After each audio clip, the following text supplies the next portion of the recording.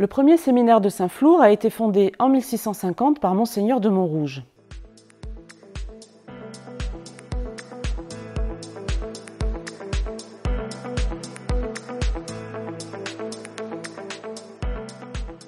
En 1752, Monseigneur de Ribert décide de doter son diocèse d'un grand séminaire digne de ce nom.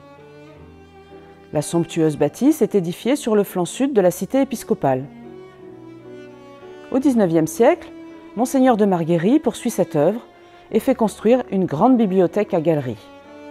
Les travaux furent réalisés à partir de 1842, selon les plans de Jean-Jacques Arveuf, architecte à Paris. Cette bibliothèque reçoit sur ses rayonnages plus de 20 000 ouvrages qui ont été offerts par des prêtres, des évêques ou proviennent de monastères disparus à la Révolution.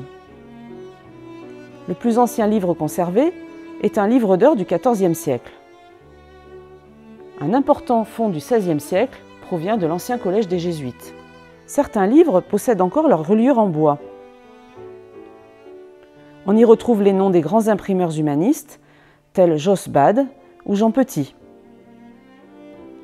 Comme toute bibliothèque de séminaire, celle-ci conserve une collection des Acta Sanctorum, les actes et la vie des saints, éditée depuis 1658 par les bollandistes.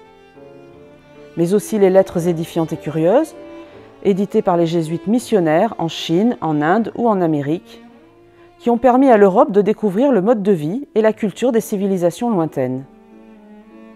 Les gravures à l'eau forte qui ornent les nombreuses planches ont largement contribué au succès de cette collection. Quant à la patrologie de Jacques-Paul Migne, plus de 300 volumes comprenant les textes des pères de l'Église, elle trouve naturellement sa place ici, puisque le célèbre imprimeur était natif de Saint-Flour. Depuis 1950, date de la fermeture du séminaire, la bibliothèque repose paisiblement. Mais elle dévoile ses trésors chaque été lors de visites guidées.